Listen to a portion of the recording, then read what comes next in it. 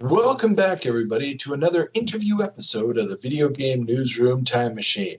We have a very special guest today, a man who isn't one of those names that you saw probably on the back of a box or had big interviews and those larger-than-life personalities, but without whom many of the great games that we enjoyed back in the 80s and 90s would never even been thinkable.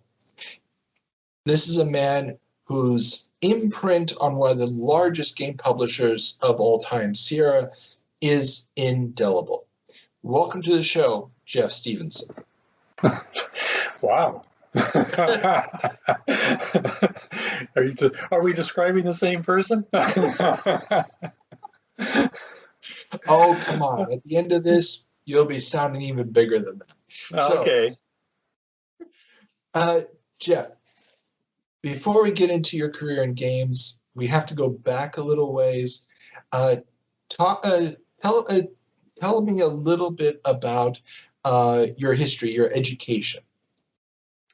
Well, I went to undergraduate school at Pomona College, which is a liberal arts college in Southern California, part of a system of colleges called the Claremont Colleges. It's sort of an Oxford-Cambridge model of cooperating colleges that share joint facilities, for example. And I went there intending to study biophysics, but the special program they had been canceled by the time I got there. And so I ended up being a physics major there and playing around on their computer, which was back then an IBM 36040. I forget whether it had 32 or 64K of RAM, but it's the punch cards that you rubber band up and drop off at the computing center and come back the end of the day to see if your printout is out, and you discover that there was a compile error, and you spent a day doing the fact that you put something in column 7 of the punch card and you're writing in Fortran, and it's really everything is supposed to start in column 8, or because the first 7 columns, I may have some of this wrong, but the first 7 columns were for the numbers. So if you want, you'd say go to 100, and that you would then have a card that had a 100 in those first 7 columns, and then the code that would be executed there. But there, I sort of learned PL1, which was the one that I programmed in, but I mainly just sort of fooled around. And so I graduated from there and went, at that point, had started getting interested. What year would this have been approximately? It would have been 69 to 73. Okay. And so during that time period, I actually did a summer program out at Woods Hole Oceanographic Institution, where I did some sort of oceanography related stuff. And I started getting interested in climate change, and which, we're still arguing about it. And back then I don't know, I started getting interested. It was about 72. It was like, wow, this is real. The science behind it was pretty unequivocal back then. So it's hard to believe that we're still arguing. But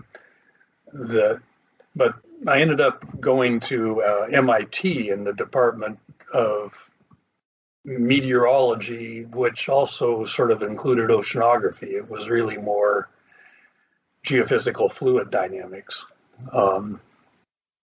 And studied there, did my orals for getting accepted into the doctorate program, started working on my thesis, which was about the vertical temperature structure of the atmosphere and what causes it to be what it is. And then decided that that's not what I wanted to do. And so I finished a master's thesis there on this subject, and that was when I was using, we were actually still in punch card mode, submitting jobs from MIT to the Goddard Institute of Space Studies. I think they had an IBM 370. They were down in New York, I think at Columbia. And I did this, sort of numeric modeling kind of thing, thesis there, and applied and got accepted to study astrophysics at UC Berkeley. While I was at MIT, I had gotten into martial arts. I studied Zen swordmanship, an art called Chim Gum Do, and had gotten to a level, I think I was third degree black belt at that point when I went out to Berkeley. And so while I was studying astrophysics and starting to get my feet under me there, I started teaching this art out there too. And I had some students that, and after about a year at Berkeley, I realized that it wasn't meteorology that was the problem, it was school. And I was tired of going to school.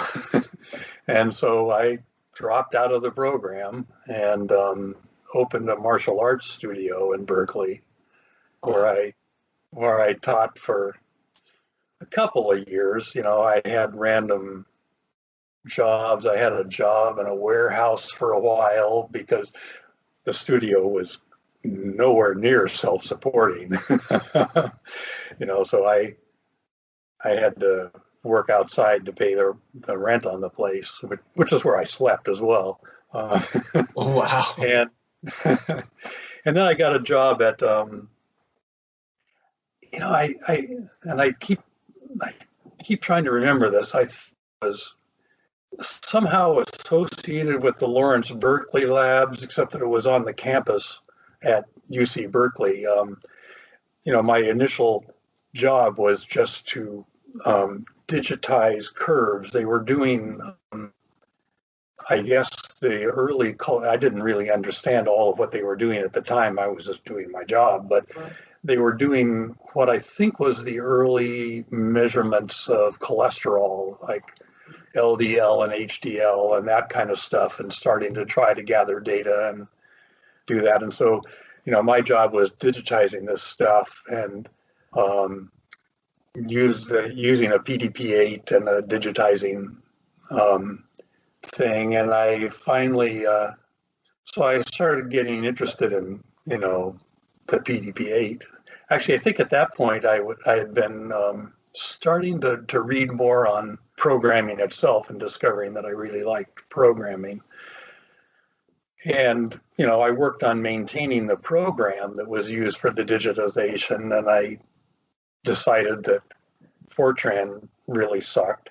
And so I did sort of a takeoff. There was a language that people developed. I forget who did it.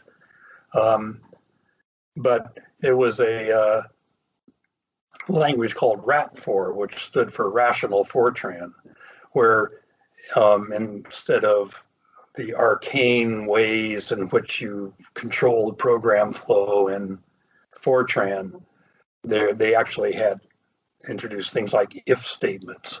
Wait, if Fortran didn't have if statements?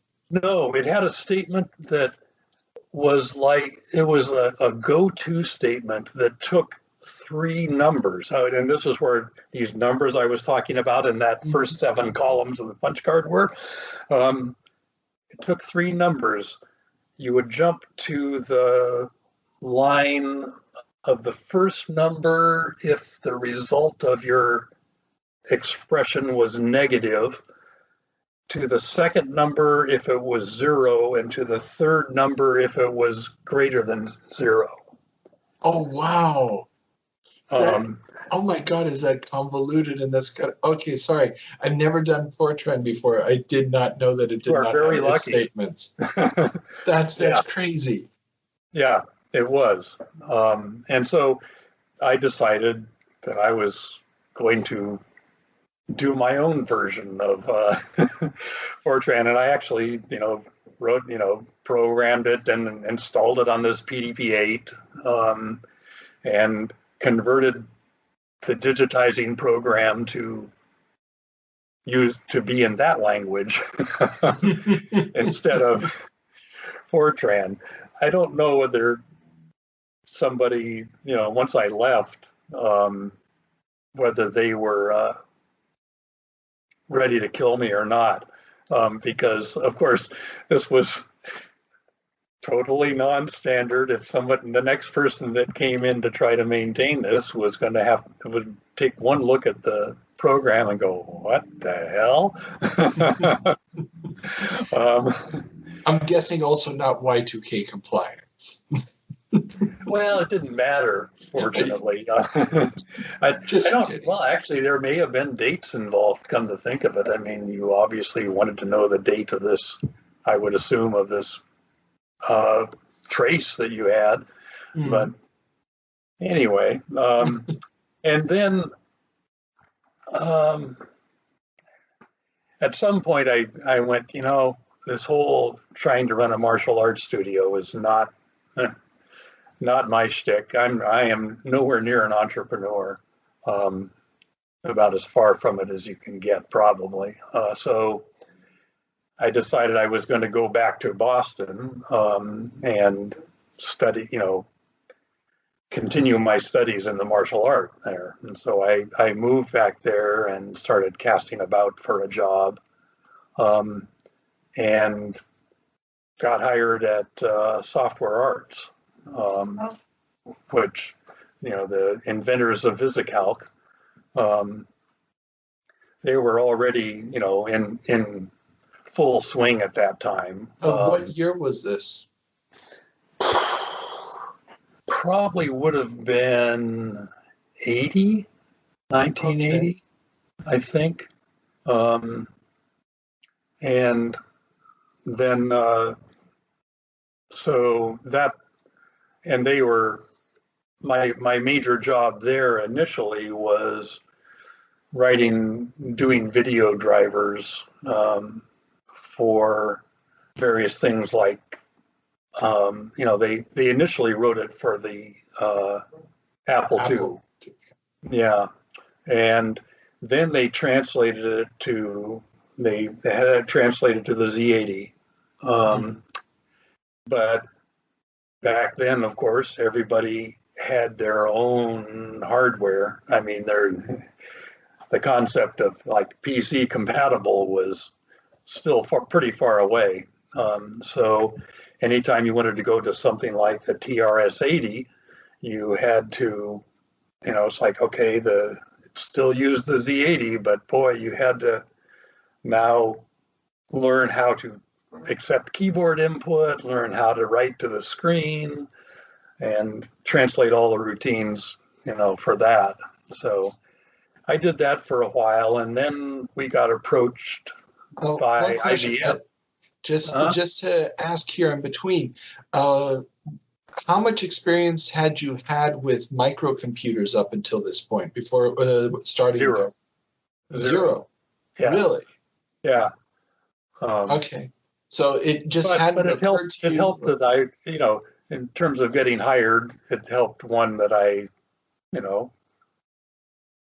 could talk about languages, because I was, computers, because I was starting to, buy books on computing and so forth and read, some of the early writings and so forth. But and it probably also didn't hurt that I had gone to MIT, as had both Dan Brickle and Bob Frankston, who are the founders of the company.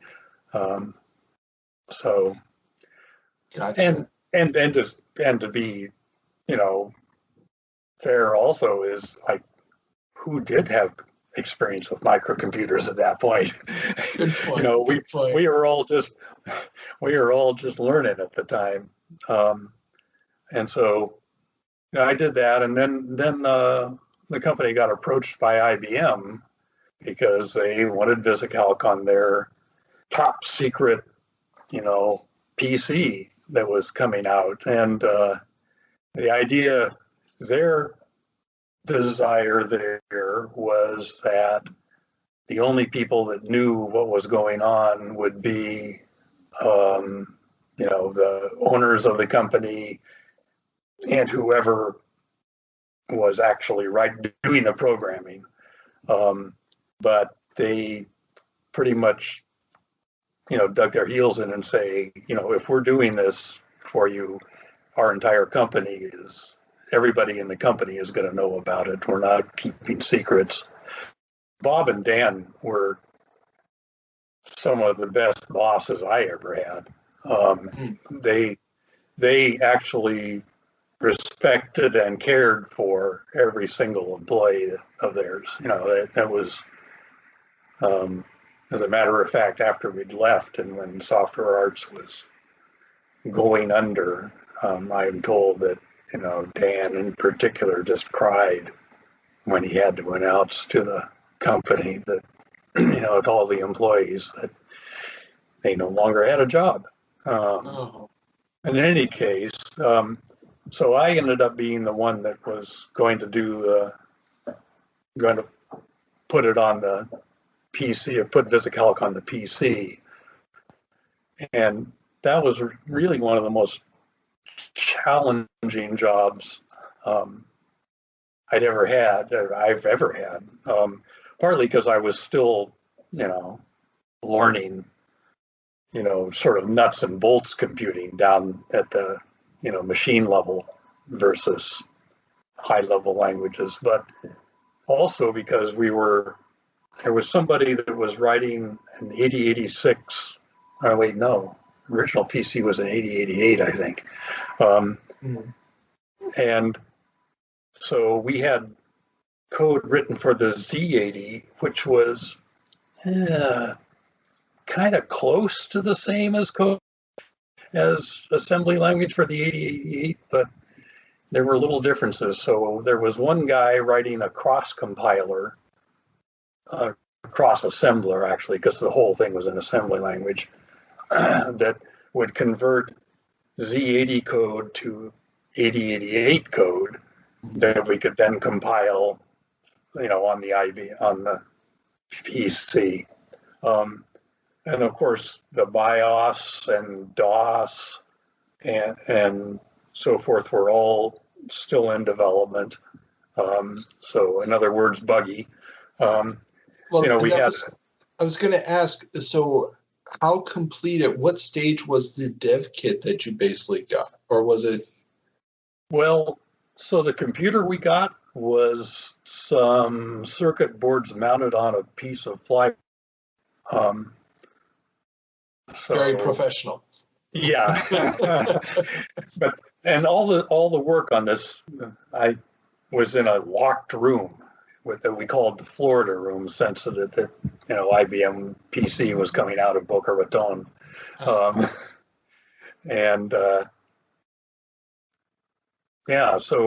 I learned an awful lot there about distinguishing, what is it that's going wrong. It's like there were times when you do something like, the cross assembler got this instruction almost right, but forgot that this set or did not set the negative flag for a negative result in a arithmetic operation or something like that. And so, then a later test of that flag would have been wrong. And so I or maybe it was something that, the BIOS wasn't working right, or I don't know that we ever actually encountered a real hardware bug. I forget, but there were enough places that things could go wrong that learning to dig down and find out where they were all going wrong was challenging. And I really learned debugging in that job more than anything else, really.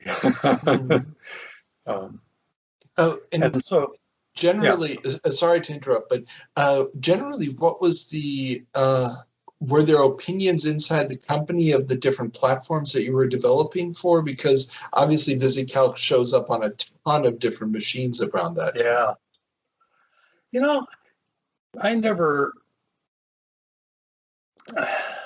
I'm not aware of them. I tend, as my wife can attest, to really just bury myself in what I'm doing.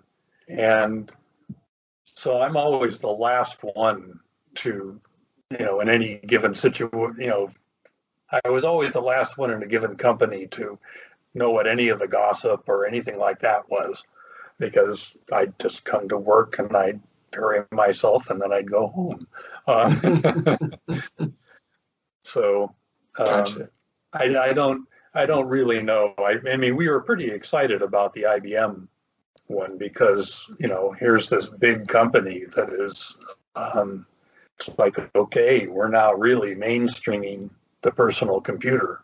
And so folks were excited about that, whether they thought it was a better machine or not, but just the fact that it was going to exist was pretty exciting. Gotcha. And so that was actually working at Software Arts is where I met my wife. She was the marketing communications manager there, having started the day before I started. And we ended up, I don't know, a year or so later, deciding that living in Boston was not where we wanted to be. It was just, driving to work was horrible. The traffic was horrible. The overall stress was bad. And so we decided to leave. And at the time, my parents had a cabin out in Corsegold, California. Oh, wow. That my grandfather built. It had originally been built to house chinchillas, which he raised while he and my grandmother lived in a tent. And finally, my grandmother put her foot down and said, "The chinchillas are out of there. I want in. I want out of this tent." And so there was a cabin there, a little two-floor cabin with like a ladder up to the second floor, which was offset from the first. It was just a bedroom and a kitchen basically, with a wood-burning stove. And we decided that we were going to move there. I checked with my folks, and we agreed that we'd move in there and pay the rent. We had seen an ad in Soft Talk, I guess it was, for soft porn, and seen that there was an actual software company based in Corsegold. And so that was like, whoa, that's something. And I figured if nothing else, I could always get some work down in Fresno, which was about 40 miles down a twisty mountain road. But so we up and moved. And, I got an interview at Sierra, and it was funny because, my wife she wasn't my wife yet. at the time, but she was going, okay, you need to get dressed up. You're going to interview at a software company. And so I said, nah, remember, I'm a programmer. And I think I went to the interview in like a sports shirt and a pair of cords, and with a sports shirt tucked in and wearing shoes. And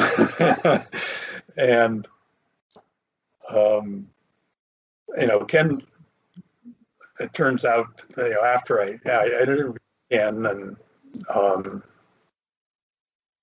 I don't really remember the interview, but sort of at the end of it, it was like, okay, I can't pay you what you were getting at Software Arts, but would you be willing to take X amount, which is about 2/3, I think, of what I'd been making. And so I said, sure. And it's sort of like, it turned out later that he commented to everybody, it's like, wow, that guy was overdressed.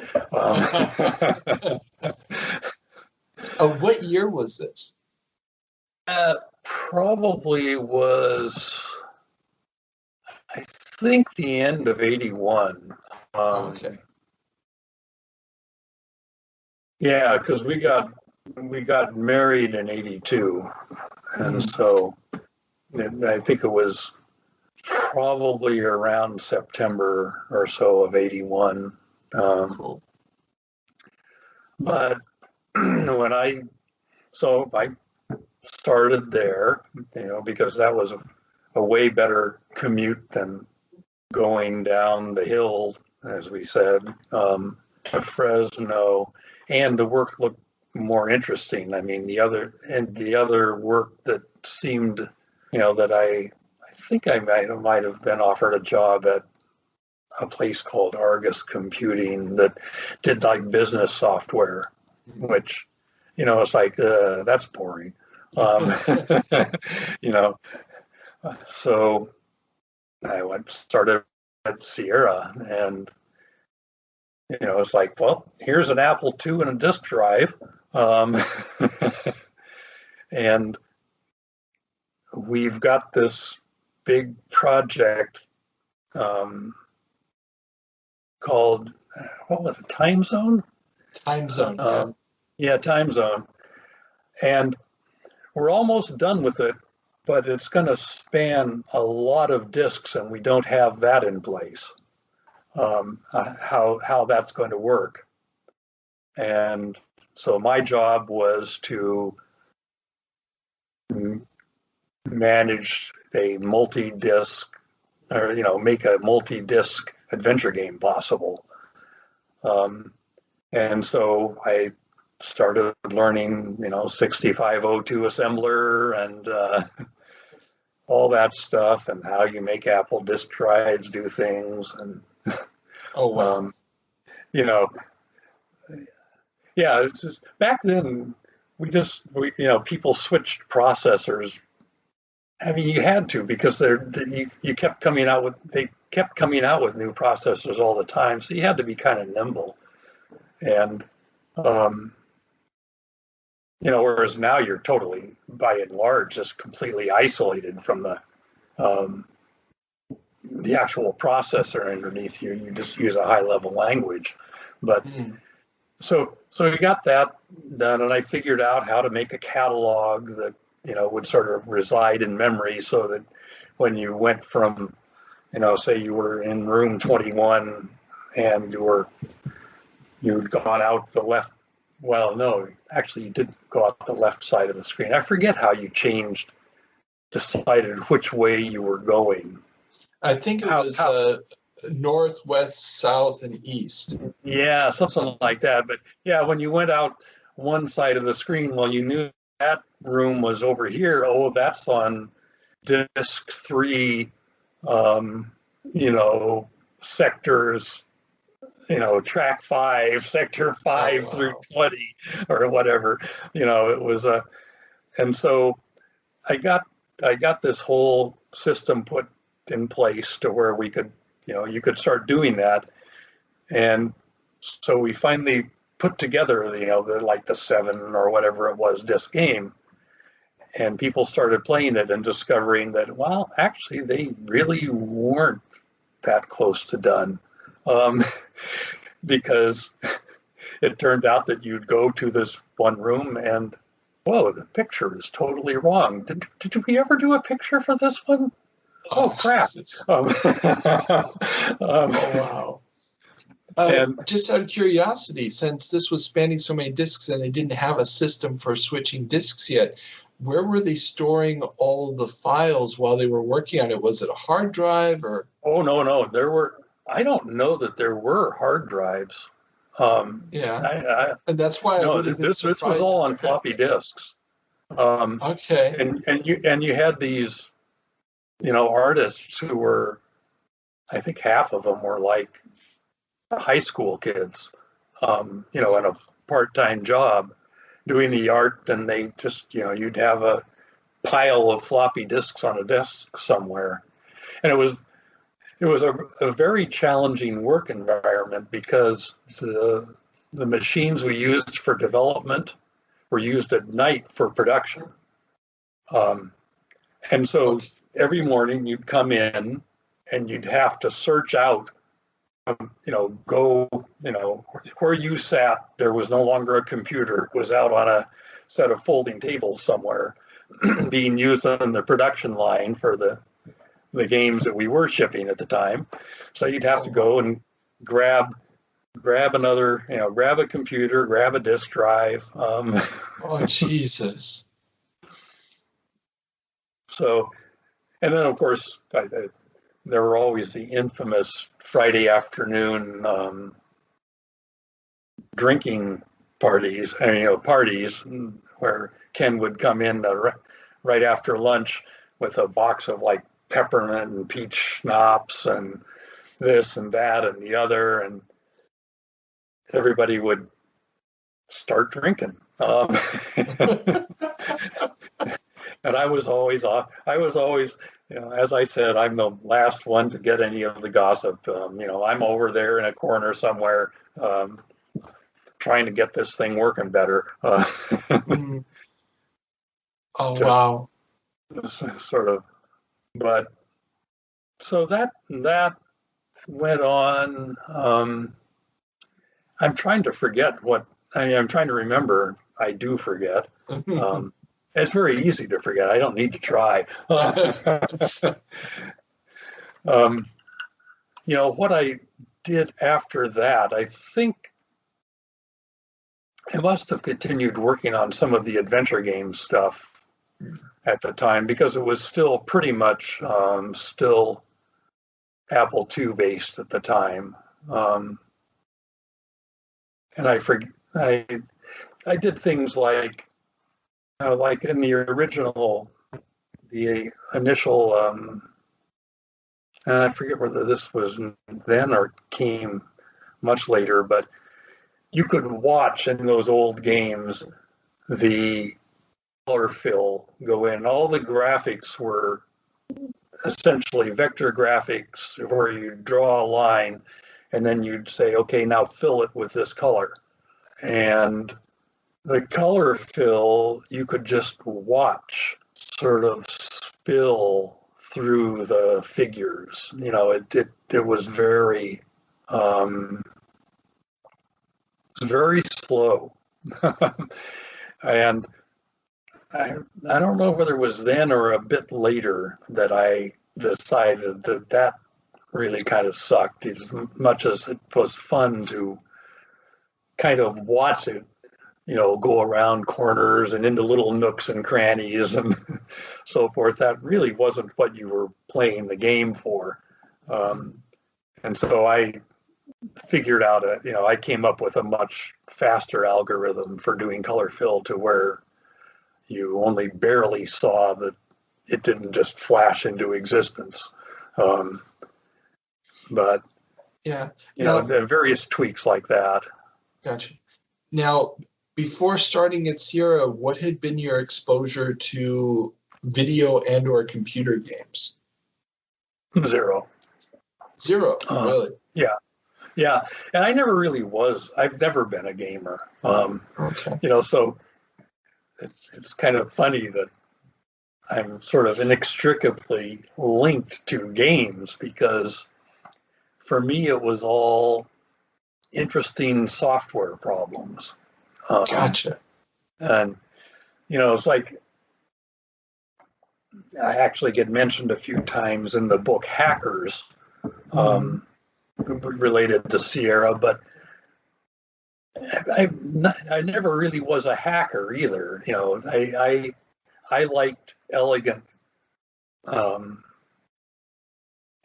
software, and something that's really complicated and complex, twiddling around with the various pieces of the hardware just never really appealed to me. That was just kind of a pain in the butt as far as I was concerned. And I liked, building these sort of systems. And actually much later, like only during my last, like the job that I finally retired from, that I discovered that really what it was, and somewhere in the middle of all my career, I took up art, started drawing and painting and watercolor and then acrylic. And I finally realized, I've always had an artist's approach to software. I never felt like I fit in as a software engineer, quote unquote, because I didn't feel like an engineer. And I finally realized what the difference was. I was thinking of it as I wanted the code to actually look nice on the screen, and be easy to follow and to integrate with other parts of the code in an elegant way. And so it was always about trying to sculpt the code in a way that was aesthetically pleasing. And to me, that was the great fun of it. And the result was like, yeah, okay. I mean, I can do this for anything, But there I was at Sierra, so that was there. And then since I'd done stuff with IBM at VisiCal, at Software Arts before I came to Sierra, I was at some point, I got sort of, I was going to say I got put on the PC, but there was also a whole bunch of other stuff that came along where we were, Apple kept releasing new things, like there was the Apple IIe, which was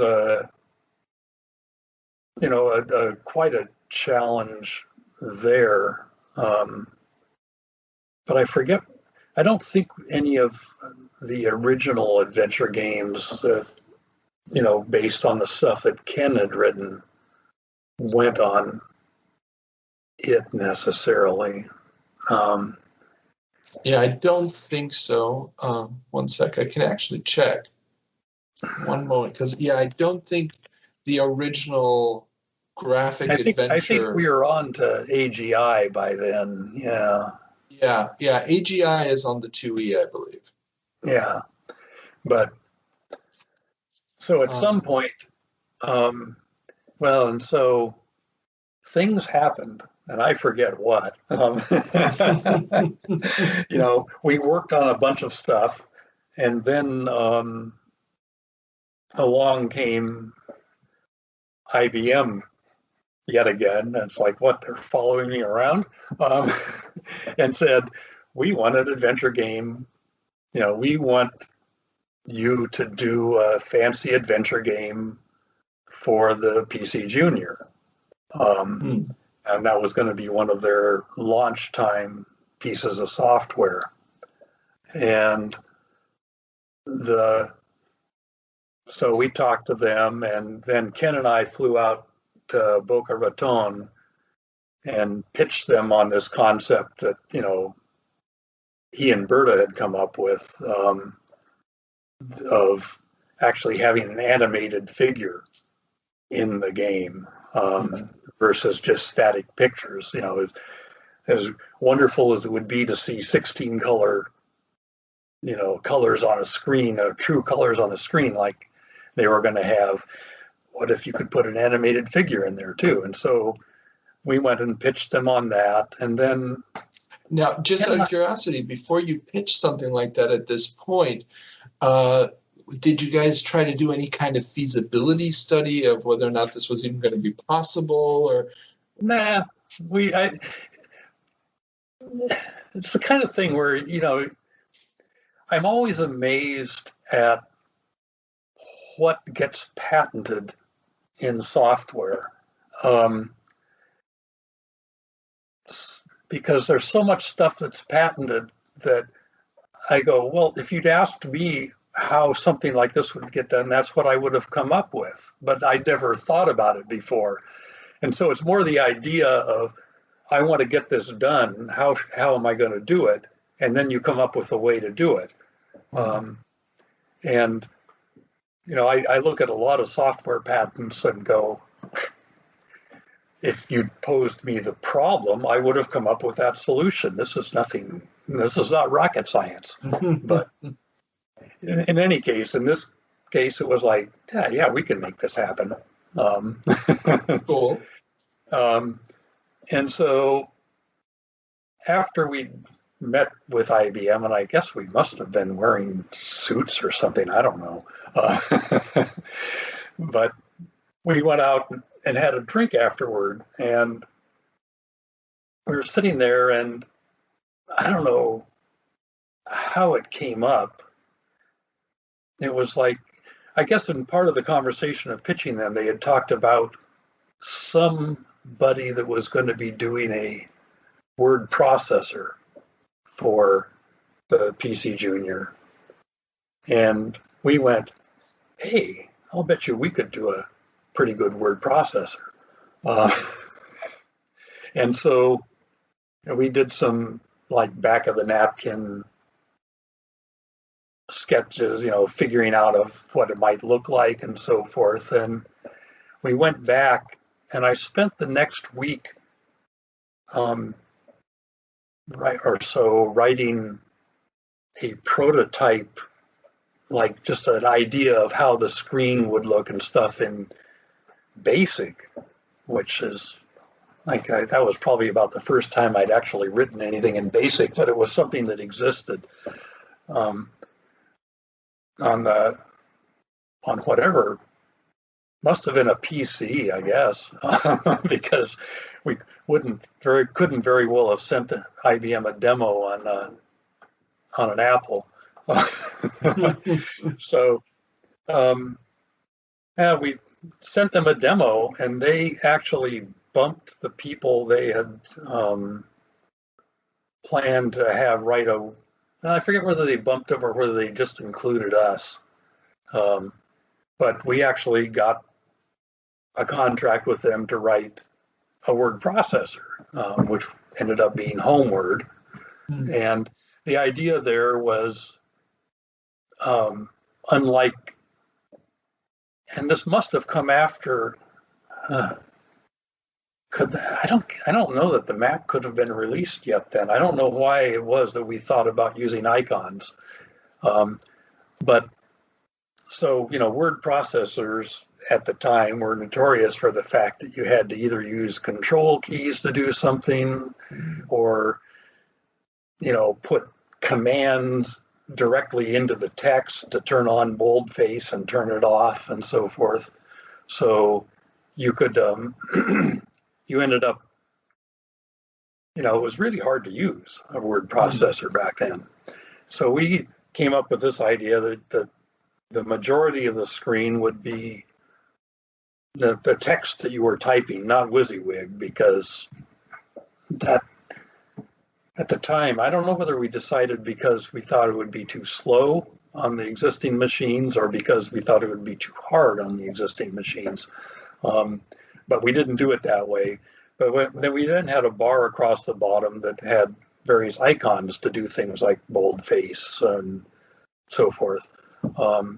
And then off in the lower right corner, there was a little tiny rectangle screen that was supposed to represent what your page would look like with 1 pixel per character. So each character was a pixel, and no a blank space for a space, but you'd see how the text would sort of look on the page in a very, something like you were 50 feet away from a page of text looking at it. I'm not sure it was all that useful, but in any case, so when we started doing, we got these contracts with IBM, and we spent months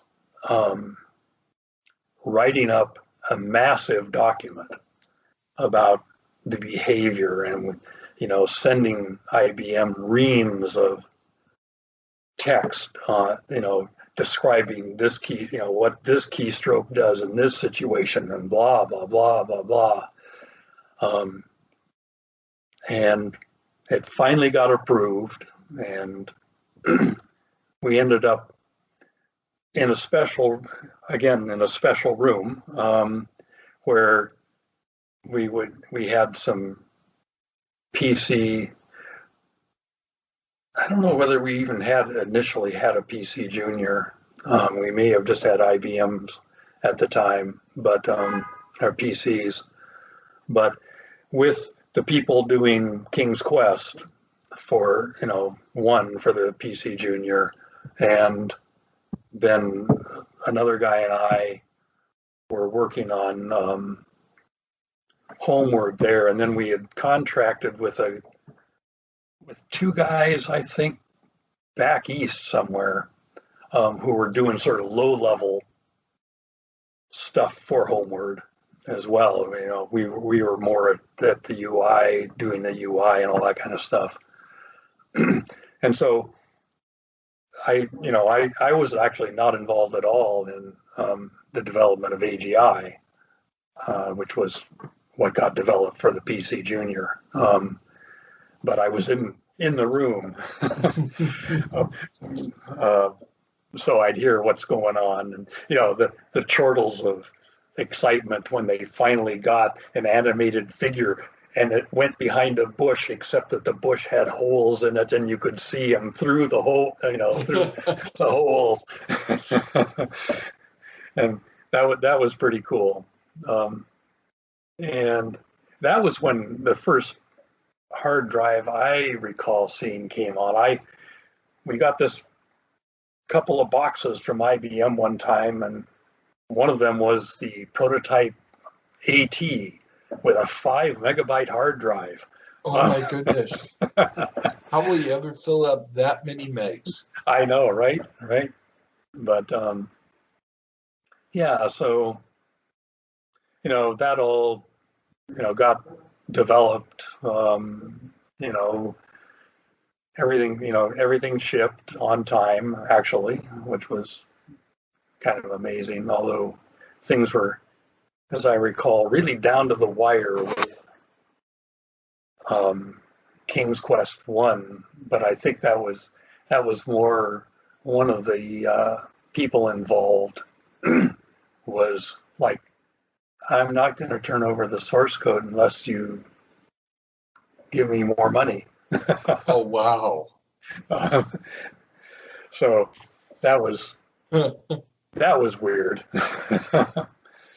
Now, what was it like? I mean, so you've worked on the PC compatible hardware before. What was it like to deal with the new graphics and the changes that the PC Junior had implemented? I don't really remember. It was all pretty straightforward. It's just these back in the day. Nowadays, I would no more know what to do to put graphics on a PC screen than I don't know how to build a car from metal ore. But back then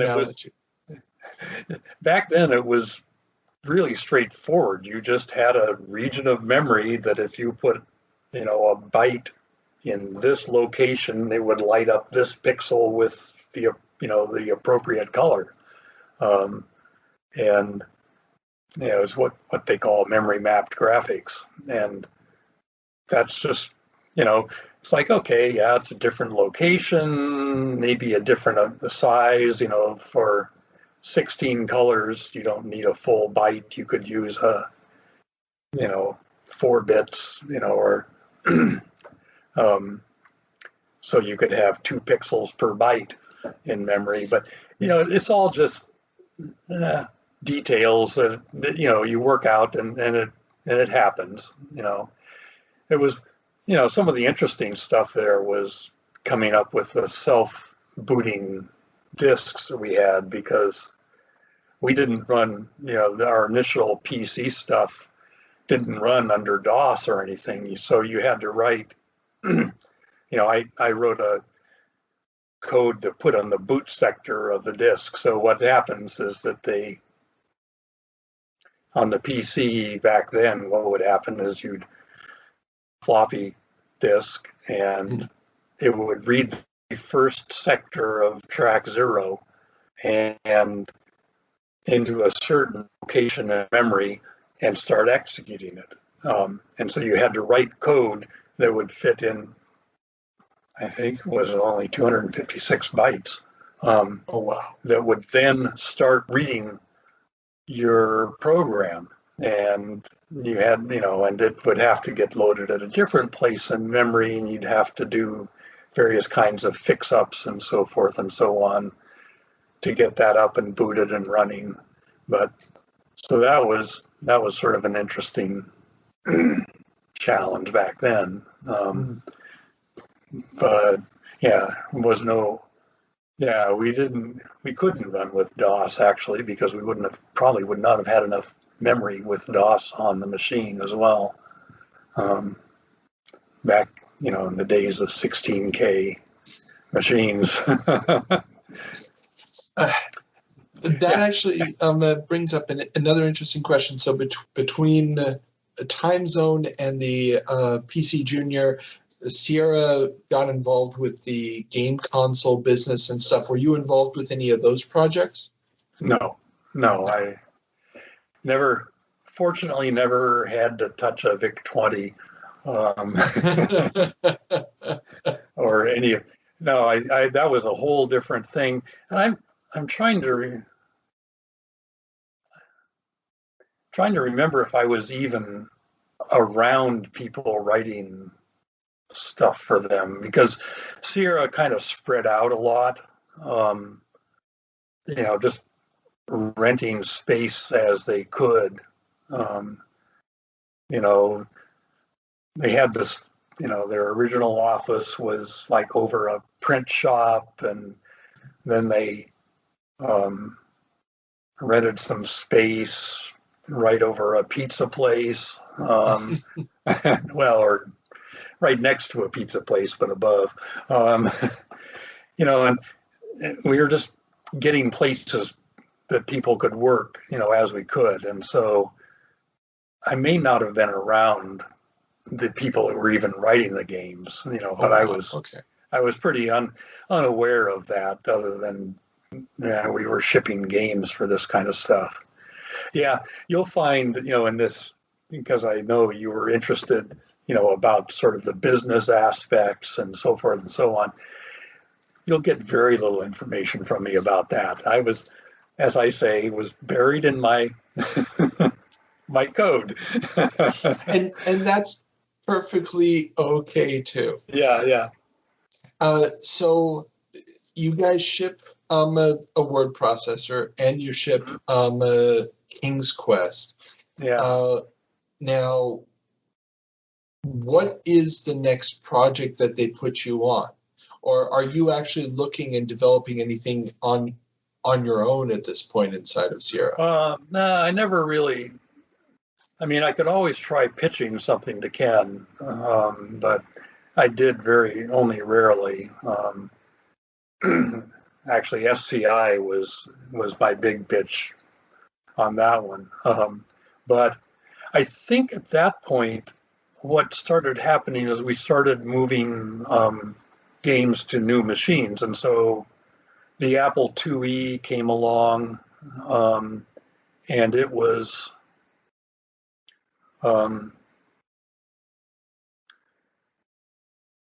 it had more memory. I think it had up 128K of memory, but it was in two 64K banks, only one of which could be active at Wow. one point.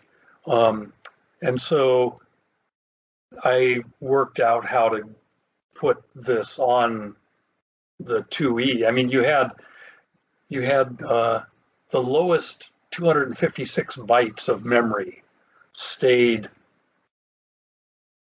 in what was being used as the current memory.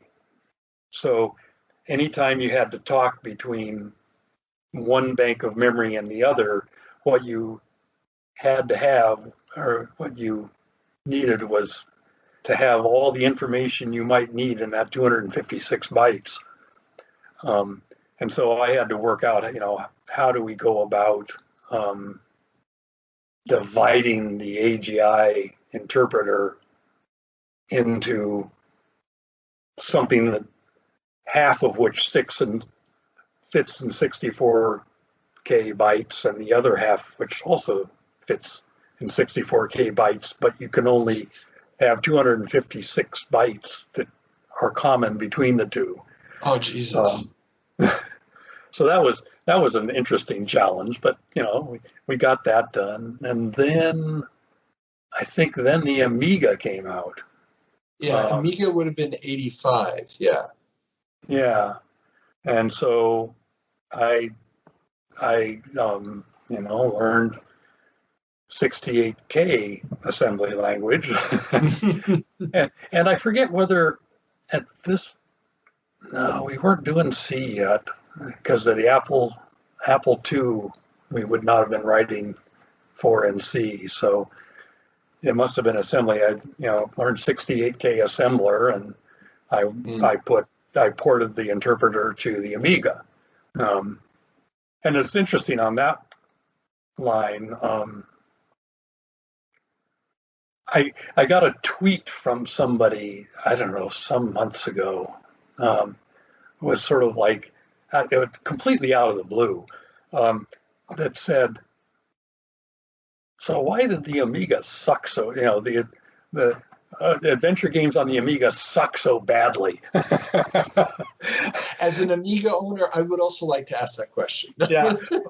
Well, the reason was that and this is sort of this generic problem that I think a lot of people don't realize is, we were writing, and I think Ken may have talked about this in the podcast you did with him, but we were writing something that we could just take the game, pseudocode essentially. I mean, the game's script. Take a written game, transfer the data over, and it would run on this other computer, so that what we would do is develop on whichever computer was easiest to develop on, which, for me was always the IBM. So you would develop on that, and then you'd take this game that was, in what we call bytecode, or actually back then AGI, I think I forget what the format was, but you would just take this data and you'd go, okay, well, I've got the interpreter on the Apple IIe, I've got the interpreter on the Amiga, I drop this data there, bingo, I've got it on there, with no extra development. So Amiga had this great hardware where you had sprites and all this kind of stuff, but sprites had all these restrictions on how big they could be and how many you could have and all that kind of stuff. So if you were to develop a game for the Amiga, say Pac-Man, where you've got these little shapes, chomping along, those can be sprites. Those are trivial to do as sprites. But we sometimes had very large animated things. well beyond, like, I think it was like a 16 by 16 square for a sprite. And so that wouldn't fit as a sprite. Well, maybe you could use 2 sprites. And suddenly you're going, well, but my data isn't set up in that form. That means I have to. And I suppose, now, if you had given me that project way later in my development, I probably would have, although Ken might have shot it down, come up with something that you would just take the data and have a process, a preprocessor that would convert the data to a better format for a particular piece of hardware. And you would do that conversion and then put that data on the disks you shipped, so you wouldn't be converting it on the fly, but you would massage it, but under a program, with a program rather than having people redo everything. But that was the one thing Ken really did not want, was having to have people get involved for every single computer, because that costs money, and And that actually brings up an interesting question. So you're given a task. Mm-hmm. What was the system, if any, or how did it evolve over time, the idea or the methodology of estimating how much time something was going to cost, what the investment was going to be, and yes, you're not seeing my laughing. You're not seeing my laughing face in the audio, but at what point do you decide? Okay, we have to cut our losses on something. How did that work, or what was the system there? There was not a system. And actually, I've always fought against any system like that in any place I've ever worked. It's like the problem, and I'll go back to Homeward on the PC Junior. So, as I said, we sent IBM and these reams of detailed explanations of how it was all going to work. And then we started writing the code, and then we started sending them what we had. And then they started saying, oh, I don't like that. Why don't we do this instead? And pretty soon it looked nothing like those reams of data we had wasted all that time on. In my opinion, wasted all that time. One could claim that by writing all that down, you at least thought through a bunch of stuff. But I was always sort of more a proponent of what's now called Agile Development, where you write something and see how it works and see if you like it, and if you don't like it, you change it. If you do like it, you then write the next thing. And at some point, it was always a gut feel for, can we do, what would happen is Ken would come along and say, we want this and we need to be ready to ship by Christmas, in time for Christmas, because Christmas is when you always needed to ship for. And it was then just like a gut check. Do I think I can do it? Sure. And yeah, that was pretty much the process. It was never, well, we're going to need to do this, and that'll take 3 weeks, and then we'll need to do that, because just my thinking along those lines was always, well, that's just time wasted. That, trying to figure all that stuff out is time I could have been writing code. Gotcha. And it was, obviously I have never, there have been times where I was really wrong about when I could get something done. And there were other times that I was going, oh my God, what have I gotten myself into? Can I pull this off? That happened with SCI. It was like, Yeah. oh, Well, man. before we get to SCI, because that's Yeah. obviously a huge milestone, I did have a question. I don't know if you were involved with the projects or not. There was a series of Disney and educational titles that were released. Now, as far as I understand it, like Donald Duck's Playground and so forth, they were the IBM versions, and I think even the Amiga and Atari ST versions, if they existed, were using the AGI engine. I think so, yeah. But then there were 8-bit computer versions for the Coco and the Commodore 64 that were using a completely different engine. The graphics were different, the setup was different. I didn't know if you worked on those versions. I had nothing to do with any of those. Okay. Yeah. Okay, I was just wondering because it was always a curio, and I'm probably, it's probably a non-issue, but was there ever any attempt to port the AGI engine to the Commodore 64? I don't really know. I was not involved in it. Okay. They may have thought about it, but and I don't know whether it didn't end up on it because they decided not to, or because they decided to start and then went, oh no, or I'm really unaware of that. Okay. It was just a question that even Ken was actually under the impression that they had ported it, and he was like, but that was a big system. Why wasn't I on that system? He had no recollection of it, so that's why I thought I'd ask. AGI has been going for a while. Ports have been made. Now the question is the next evolution, SCI. Right. How does that go? Well, I'm not sort of sure which came first. I had, sitting here working, maintaining AGI and so forth. And somewhere in there, Byte Magazine came out with their small talk issue.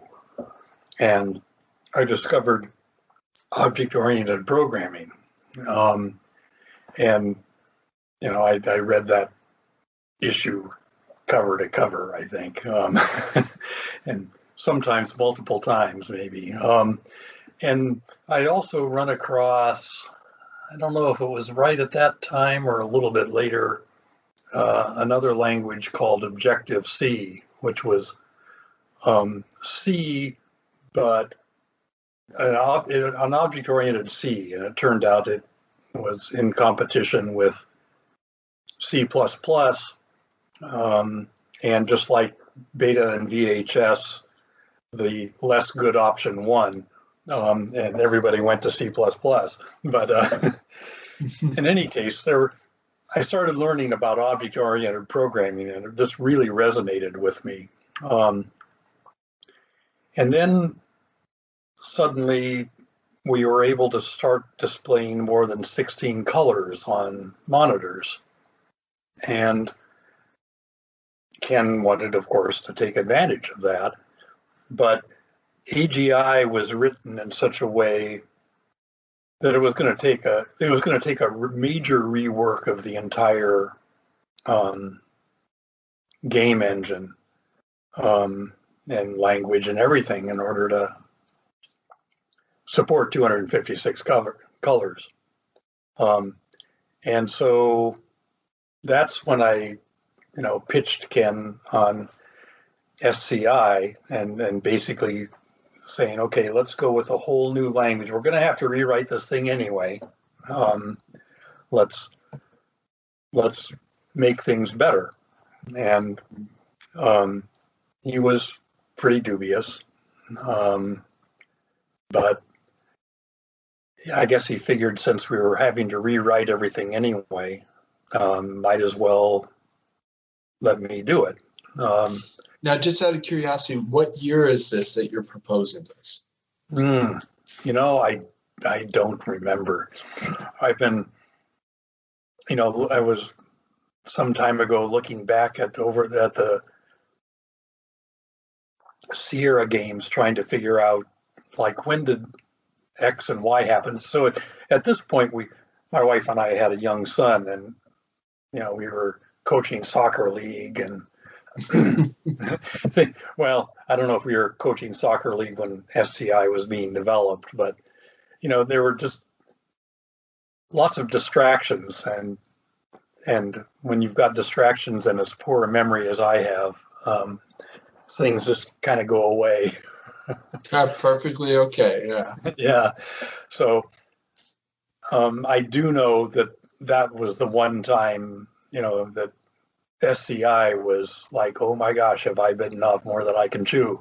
But I decided it was gonna, I wanted to make it, an object-oriented language to write this, because in reality, that's an ideal thing for the graphic adventure games. Now, just for the uninitiated, what's the difference between an object-oriented language and a non-object-oriented language in overview or simple? What's in the advantage? overview? In sort of the way to look at it is to say, in the non-object-oriented language, you would have a function called move that you would say, okay, I'm going to call move. I'm going to say move this animated character to this location. An object-oriented language turns that inside out. What you do is you have, King, what's his name from King's Quest? Graham. Yeah, King Graham. You say to Graham, you move to this location. And so instead of having a bunch of functions, you have what they call methods on an object that are things that the object can do. And the way SCI was designed was very much like, I kind of based it a lot on I think of my understanding of how Objective-C was implemented. Because what you would do is you would just pass a message. You would just say, okay, King Graham, move, I'm sending you a message to move to X. And if King Graham didn't support moving, he'd just say, forget about it. But if he did, then he would start doing this move action. And so one of the things, in things like small talk, even, and if small talk is kind of message passing, but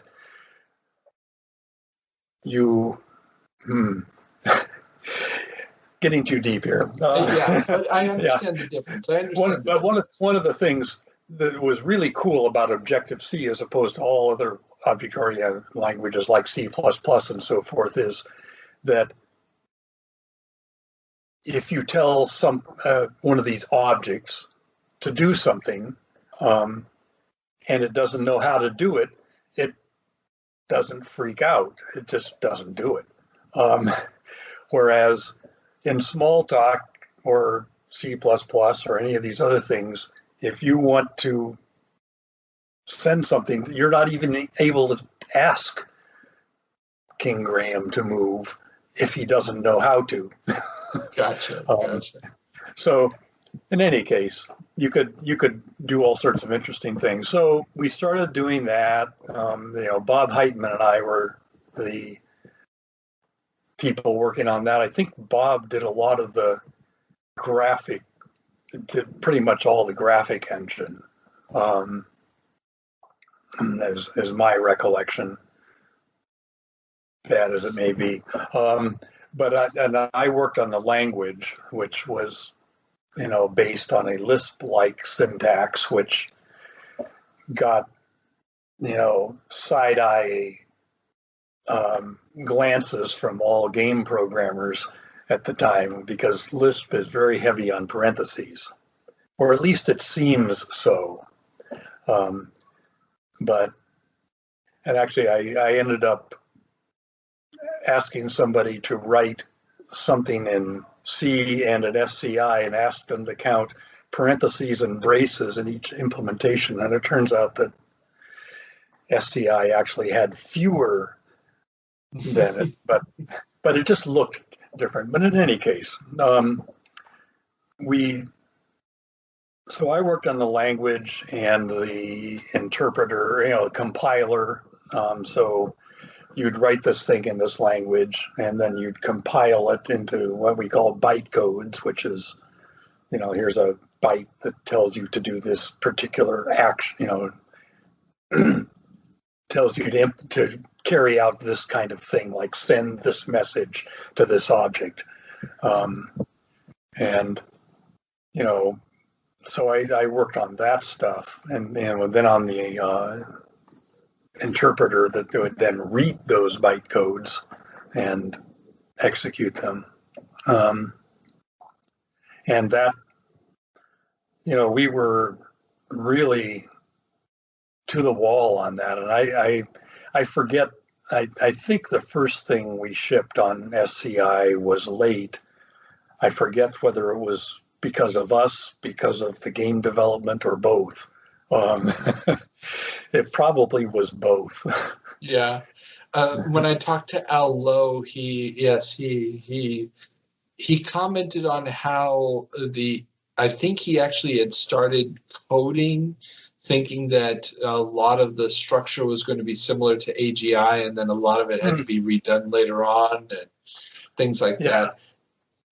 Now, when you're developing SCI, obviously SCI changes a lot of the game interface mechanics. It gets rid of the text parser, replaces it with the icon-driven system, as opposed to we had a text parser initially. That's right. There was we actually had hired a guy named Pablo Guinness from Xerox PARC. Oh, wow. And he came as a natural language specialist. And, we sat him down at a PC and said, here you go. And he said, wait a minute, this only has like 128K of memory. I need at least that much just stack for my stack being where you store things while you're in the process of doing stuff. I need way more than that. He was used to working on multi-megabyte machines at the time, and found himself. But he did a great job, and so he was actually doing natural language parsing of what was entered, so that you didn't have to have just verb noun kinds of commands. So but that didn't stick around for very long in the system. It was there as long as I was at Sierra.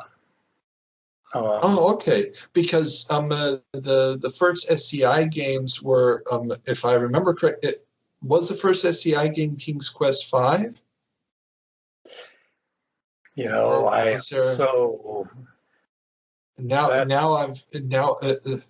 probably going to have to cut this out, because now I'm thinking, what was? Oh no, that's true. The first SCI game was probably the King's Quest I remake. Yeah, and Perils of Rosella. Okay, no. Oh, then I've got it completely wrong. Sorry, in my head I was. Sorry, you're right. Yeah, I'm going to cut all this out. I was thinking SCI starts with King's Quest V. Okay. Yeah, I'm. While I did play some of the games just to see how they worked, and actually I probably played Space Quest more just because it was just such a gas. But I was pretty unaware of the actual game involved. So my involvement was really at doing the tools that allowed the games to be built. And I encountered the games sort of off and on, but they're all just animated things that are stories, and they're not the fun part. But sorry, that's a great line. Yeah. But the neat thing about SCI was that it was actually, I developed it more as, I can't say a real computer language because there was a lot of stuff you couldn't do. But the idea was that it was a real computer language versus the AGI, which was very game specific. And so what would happen in AGI is if you wanted to, and I think a prime example of this is in one of the King's Quests, there's a goat that follows King Graham, or Sir Graham, I guess he was at the time. And if you wanted that to happen in AGI, you had to write in the engine itself a follow action that would do this thing where it would follow Graham. And I think in the first version and the AGI version of it, it was real easy to get the goat just stuck behind a bush because he'd keep trying to get to you, but there was a bush in the way and he couldn't cross the bush, and he was just stuck there. When we did it in SCI, I wrote a follow action in SCI that would randomize things. So when when something like the goat bumped into a bush, it would go, well, I'm going to go in a random direction for a random distance, and then I'm going to try again. And so it was actually able to get around that, and that was all written in SCI and didn't have to go in the game engine. Nice. And that was the kind of thing. And one of the really fun things about working on the systems level is discovering what people can do with it that you never thought of. And so, once people were able to write anything in SCI, people started, the game developers started doing interesting things that they couldn't have done before without then coming, to the engine people and saying, oh, I need to be able to do this. We had pretty much given them the capability of doing everything on their own. So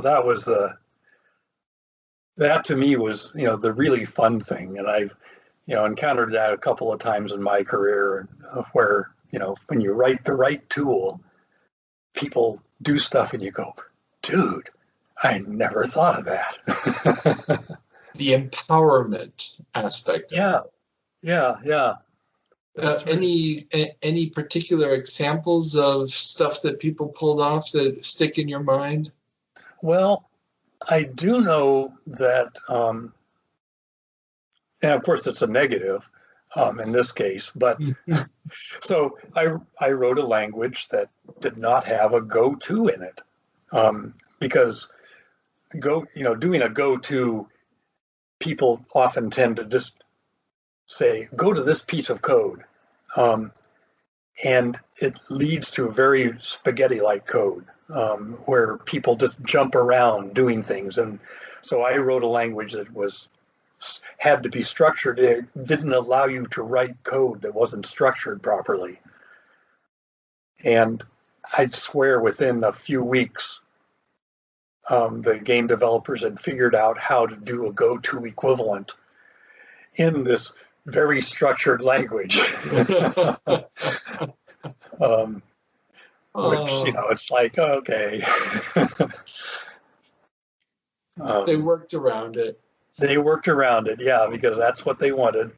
But yeah, I don't really remember. I just remember the feeling of being like very pleasantly surprised by stuff happening, and it's like, oh, dude, I never thought of that, and you were able to do it on your own because we had provided that general purpose language instead of a very game specific language. That's cool. Now, you said you didn't work on the graphic aspect of it, but I do have a technical question about the graphics that we might be able to answer.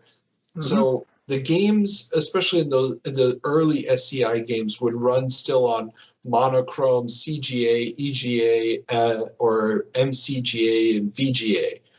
Mm-hmm. My question is, did you actually have to reprocess and store all those different versions on disk, or was that a real-time adaptation system? That I'm sure, because if you look at the packaging, it'll give all of those as options, and so that was part of the graphics engine itself that did that kind of conversion.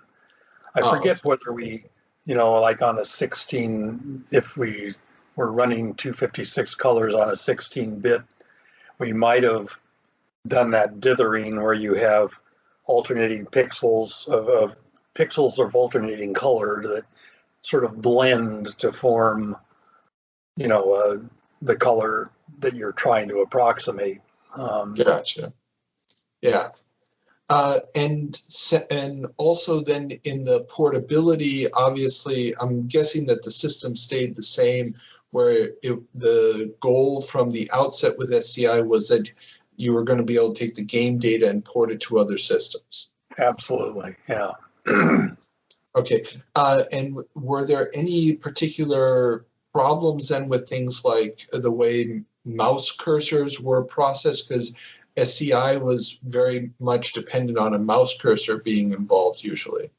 Yeah, that, you sort of, that's part of the engine. It's of the game engine that would, for each system you would have to, write a particular, the engine that ran on that system. And so, for one, say for a PC versus, I don't know,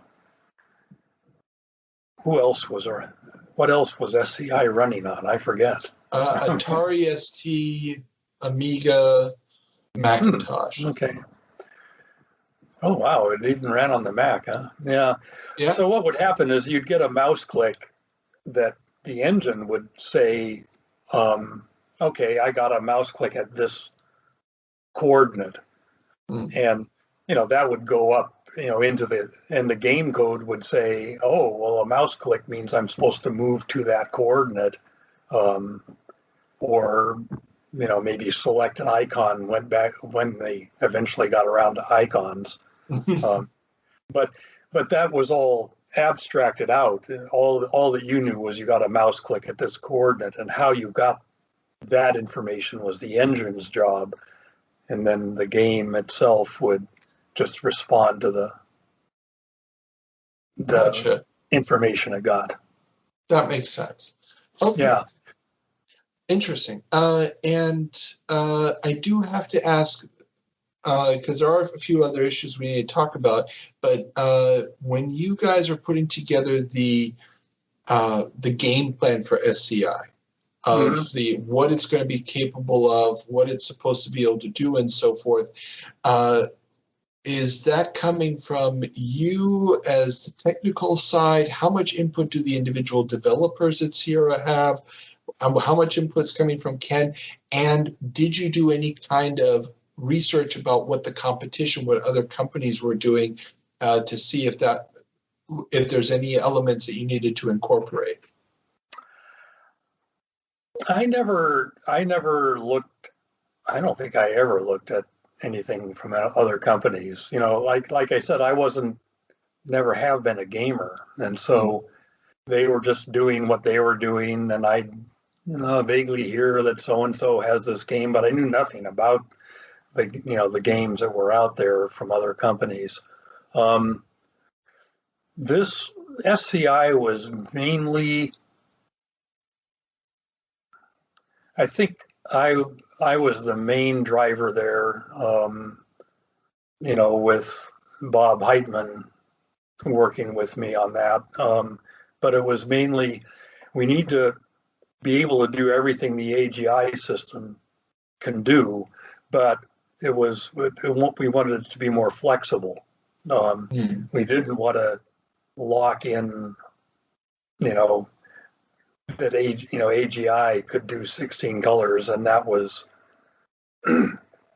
all it could do. And it was like inherently, without a big rework, you couldn't have extended that. And so the whole goal was flexibility in programming, and again, and trying to push as much of the programming capabilities up to the game developer level rather than having them have to go into the engine as we could, and decoupling graphics and so forth to the point where you could keep extending the graphical capabilities,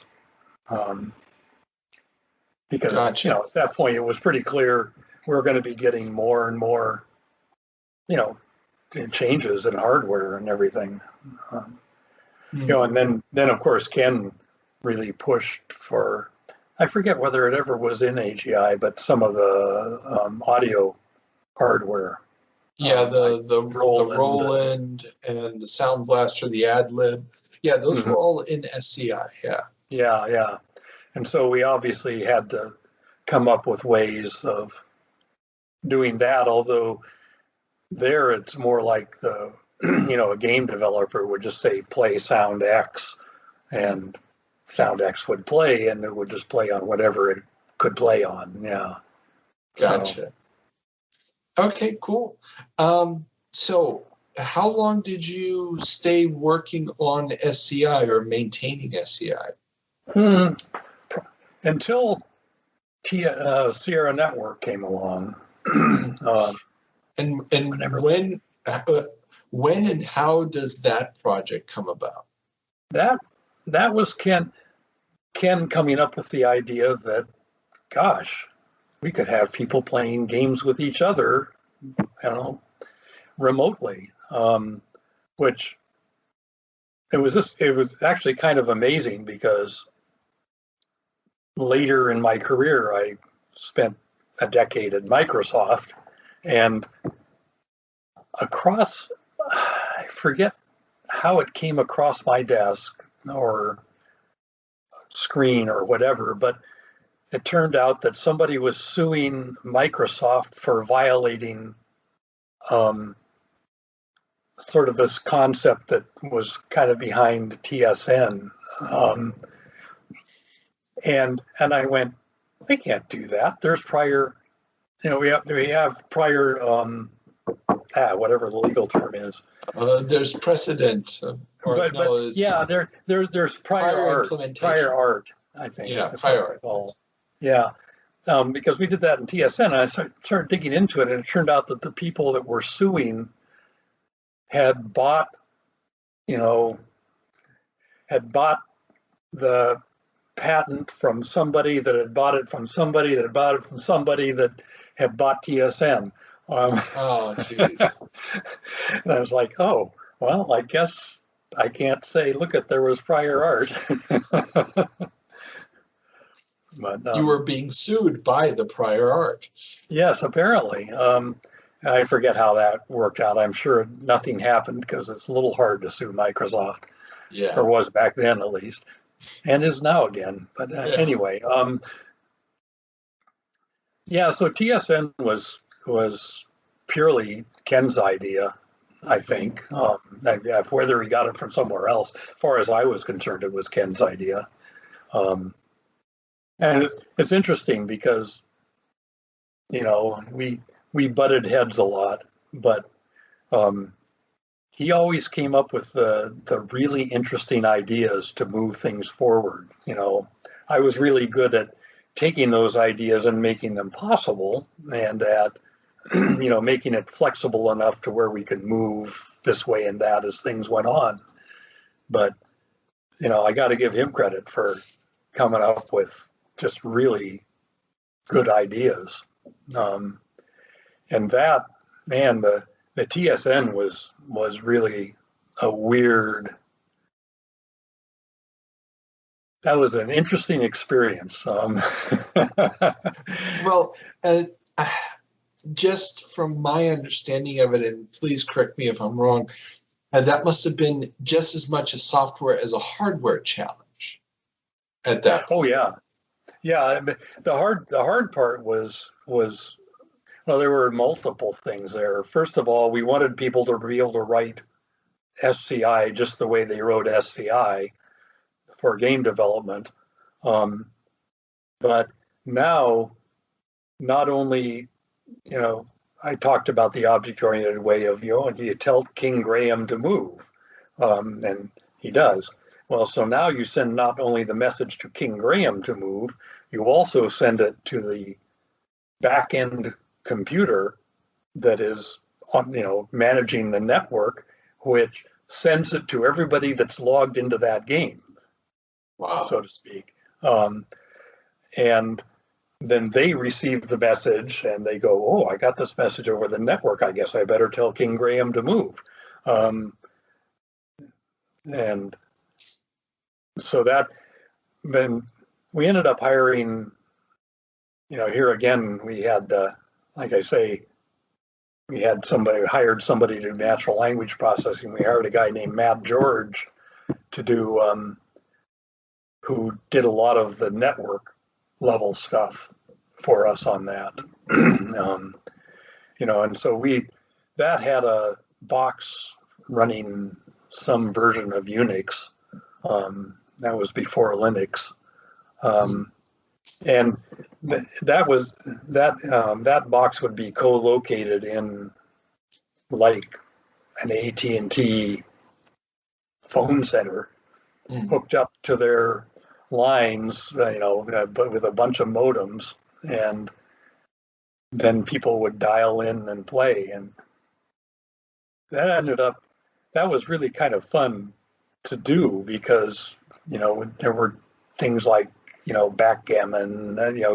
Initially we didn't try doing animated adventure type games, but things like backgammon and so forth lent themselves really well to that. And you'd have, so what did we have there? We had you were able to invite somebody to a game, play the game with them. You had a little chat window that you could chat with them while you were playing, and you could send messages to people that would basically get stored, and they could, it was sort of like an early version of email, really, but nowhere near as sophisticated. But that was a really interesting thing to develop. And then looking back on it, it's like, dude, now you have these massive multiplayer games and everything, but gosh, we, as far as I know, wrote the first thing that wasn't like Dungeons and Dragons. There was a graphic networked game. And when you guys were developing all this stuff, it was the entire code base that you were using in-house? Did you have to bring in any kind of outside specialists who knew about networking and stuff? Or no, like I say, we hired this guy named Matt George that did all the actual network protocol stuff, and stayed on for some time even after I left, I think. But no, we did it all in-house. And how difficult was it? I mean, the packet exchange, like you said, it's one packet. You're sending the command, then it has to be sent to the back end computer. Then all the people who are talking about it. That must have been a nightmare with the machines of the time to get that at a speed that was going to be somewhat reasonable for the players. Yeah, it isn't that hard. I mean, because it's not like we weren't trying to send a screen full of information that was supposed to get mirrored. What we were doing was everybody was running their own game. It's just that every now and then you'd get for example, to tell Graham to move to the upper left corner of the screen, say, if we were thinking in adventure game terms, you'd have maybe a byte, maybe 16 bits to be real generous, that said, yeah, I want you to move, and then two 16-bit quantities that say the coordinates of where to move to, and you're done. Gotcha. So you're only sending, in that case, 48 bits to tell Graham, on your screen to move to where I told him to move on my screen. So that makes sense. Yeah, it turned. Yeah, even at the slow byte rates, of acoustic modems, 300 baud and so forth. It was I think a pretty reasonable experience. Cool. And I think that is what they were trying to get Microsoft for in that lawsuit I was talking about. Come to think of it, I think it was something like the idea of sending the information of what to do rather than the end result of, was what they were saying. Oh, well, we've got a patent on that. Which, again, like I say, I have this feeling about patents that is less than generous. I can totally understand that. The Sierra Network launches. How long were you on that project? Probably not. I don't think that long. That was about the time that they were starting unionization efforts at Sierra, and I was one of the higher profile people involved in that. Yes. Ken had words about that. Yes. Yes. And we just felt that it was interesting. Those of us that were sort of working at making the engines, the tools that allowed people to make all the programs, were a little resentful of the high profile that all the game developers got, as well as the fact that there were just a ton of people throughout the company that were getting really low wages and not good working conditions and stuff. And my one experience of personally with unions wasn't really great. I've always been a great supporter of unions. And so when somebody came in, and I think it was some guy in production that first contacted whichever union it was, they kind of knew my liberal proclivities and brought it up, and I, totally on it. But things started going downhill for me at Sierra at that point. Yeah, I can see that. And at that point, I think Bob Heitman got made the director of engineering and started really sort of coming down on me about things.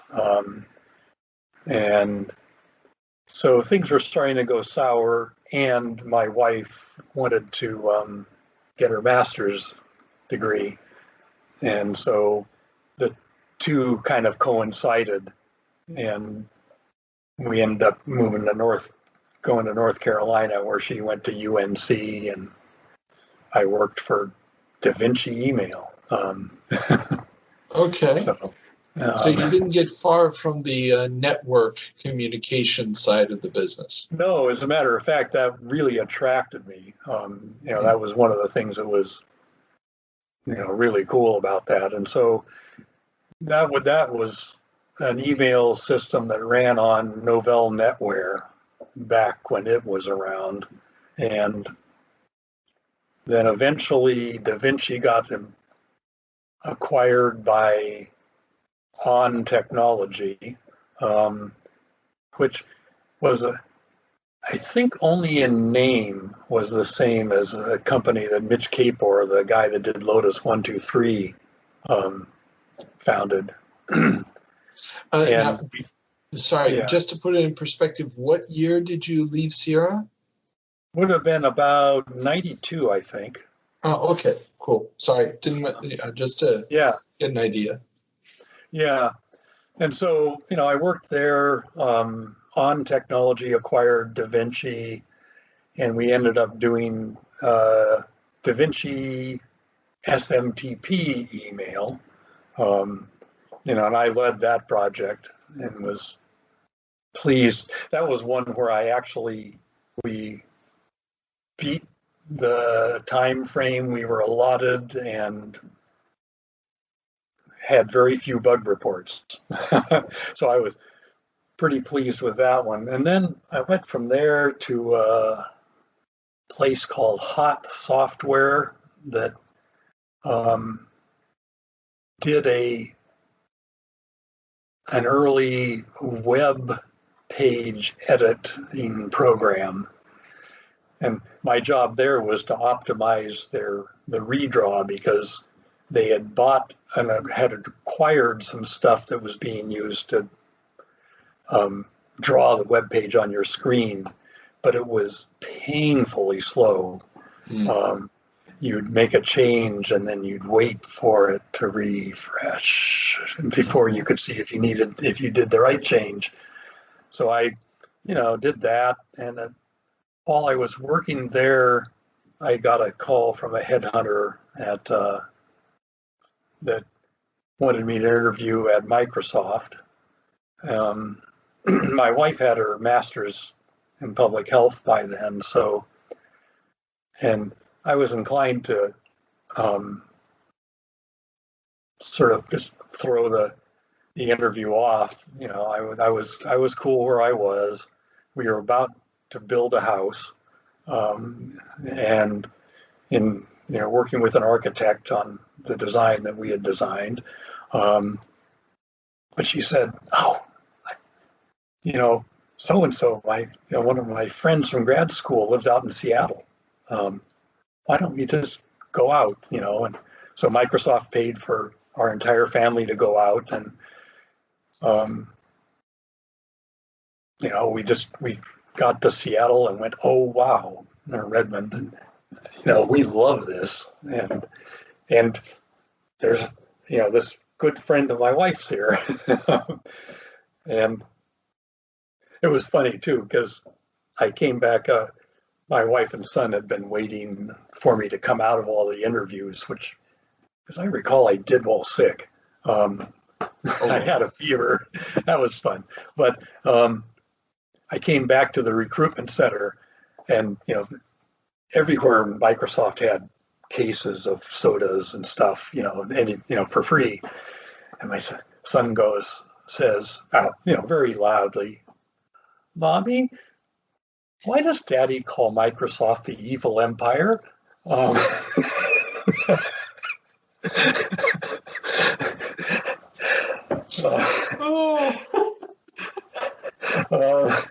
Because he was grooving on the sodas. So I went over to the dark side. Initially, I've spent 2 miserable years as a program manager for the Exchange email server, and just hated it. So I ended up leaving, getting another job within Microsoft with the Microsoft Outlook team, and ended up working there. And so I got Outlook to the point where it could talk to an Exchange server and an internet SMTP server at the same time, and just did a lot of stuff there. Worked on a lot of things that never came to fruition. I'd say at least half my tenure at Microsoft was designing things, with other teams throughout Microsoft that then got canceled at a corporate level. So what does that feel like? Discouraging, because it was like, and it was also as discouraging because I never, I ended up spending a lot of time not writing code, but we're talking generalities and writing documents and that kind of stuff, and it was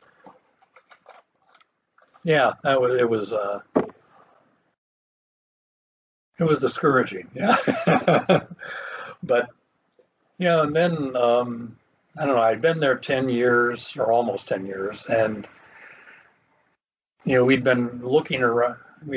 Our son had moved out, and we were looking to find a smaller, some other place to live than where we were, which was a 3,100 square foot house, and we're not being successful because real estate prices were bad.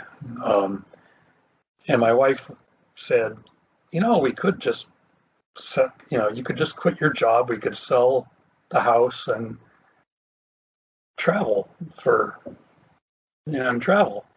And we went, oh, okay. And did that. And within, I don't know, that would have been probably around August. I think my last day at Microsoft was end of February or something of that next year. We'd sold our house, gotten rid of almost everything we owned. What was left was put in a storage unit, and we just traveled for a year. Nice. Europe, Central America and stuff. And then we came back, and I think we were back for Thanksgiving to visit my folks, and drove down who live up in the LA area, and drove down the coast and really fell in love with the San Diego area. And so when we finished our trip, we moved back here. I'd gotten a contract job with Microsoft. They'd asked me to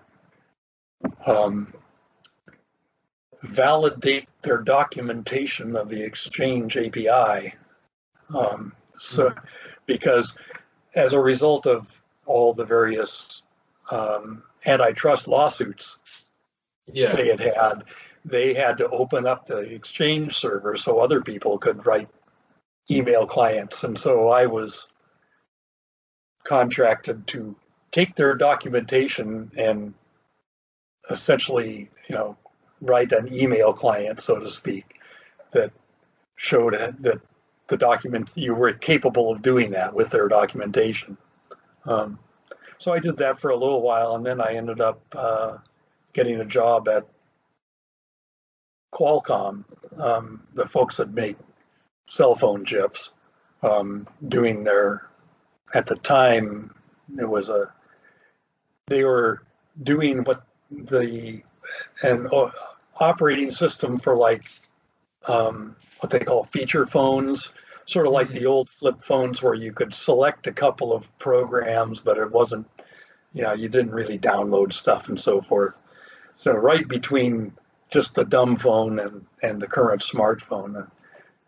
That was really funny because, I went in for interviews there, and everybody was really concerned about whether coming from, Microsoft Exchange and so forth, I would be able to work on an embedded system, because it's got limited memory and it's really hard to debug. And I'm going, man, let me tell you some stories. You try writing something that fits in 16K. But, and so I actually ended up getting hired there as a contractor because my boss had a bad experience hiring someone else that didn't work out. But then I got hired on full time and ended up moving to their modem division where I, wrote modems, software for the modem that does all the talking to the cell towers, and finally retired. Just in time for the pandemic to hit. Oh, well, timing is everything. Yeah. So you've had a career that has spanned basically every major computing technology of the last 40 years. From the mainframe, the mini computer, the microcomputer, the cell phone, the internet server side. And this is kind of a standard question I ask everybody. I'm going to morph it a little bit for you. Looking back at all of that, what would you say is one trend or development in the industry that you did not see coming, that came in, was huge, and you just didn't even see it coming? And what is one that you thought was going to be huge, that this was going to be the big thing, and it just either fizzled out or never even materialized?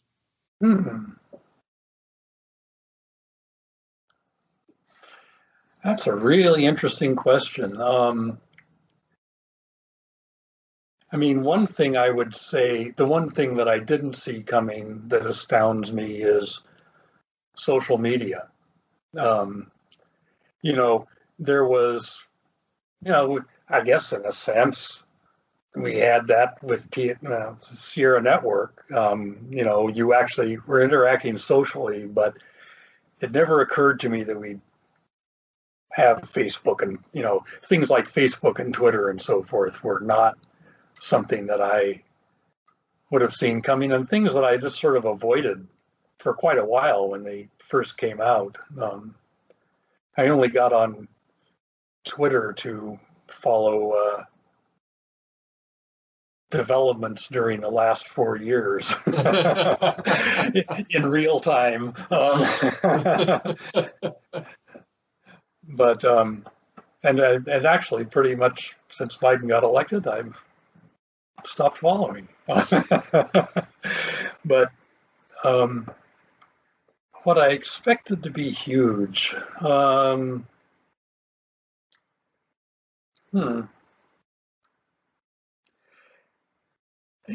that's hard to say. I know when I got to work on the Amiga, and this is not as huge as most things happened in the industry, but I was very surprised that the Amiga didn't do a lot better, and because I was very impressed with it and just its software design and everything else, everything about it. I expected it to really have legs, and apparently, reading about things in retrospect, it seems like what happened was that it died for business reasons rather than because it wasn't as good as it was. That again,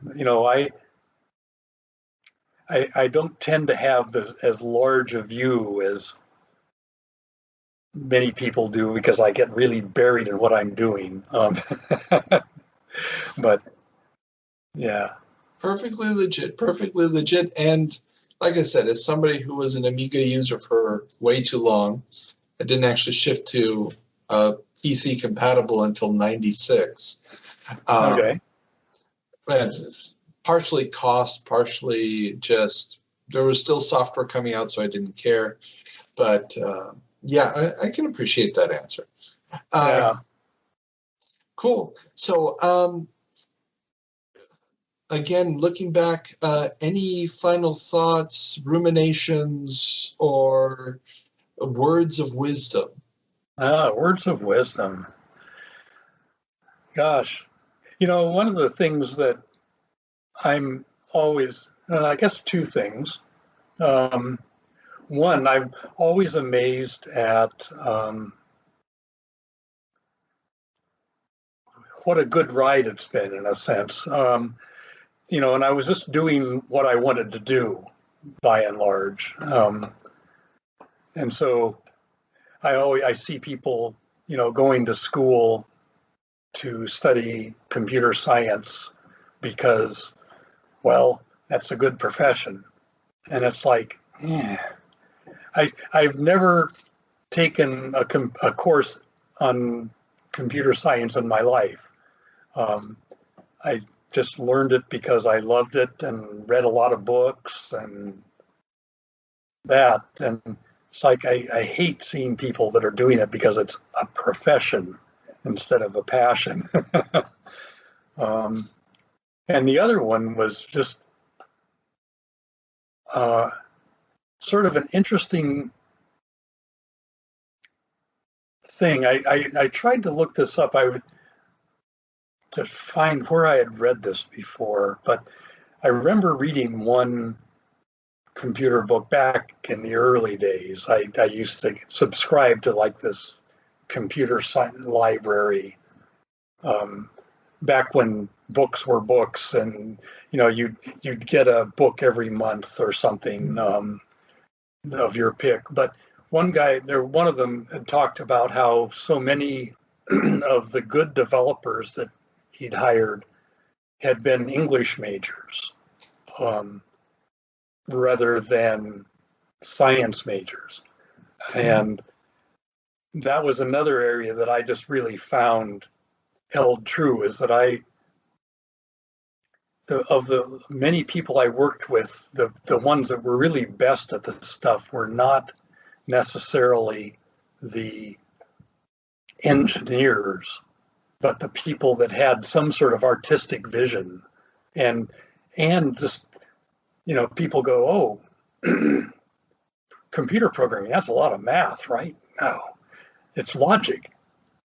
And it isn't even necessarily, mathematical logic. It's just organizing logic. So, yeah. Yeah. Very true. Very true. Okay. Jeff, this has been amazing. Thank you so very, very much for the time and the insight into both what was happening at Sierra and just the computing evolution in general. It's been really, really awesome. Thank you. Well, I appreciate it. You're welcome, and I've had a lot of fun. Actually, I was sort of hoping to doing this to get it off my plate, but I've actually had fun. So I'm glad to hear that. At some point, I just felt like an obligation, but yeah. Well, it's I'm not a public speaker. I'm not But you do it quite well. Oh, good. And it's coming from a professional here, so. There we go. Well, thank you so much. Oh, no problem. Okay. And that will end our show. I hope you've enjoyed another Video Game Newsroom Time Machine interview. You can leave us comments on Twitter, Instagram, and if you like what we're doing here, drop us a couple of bucks on Patreon. All the links are in the description below.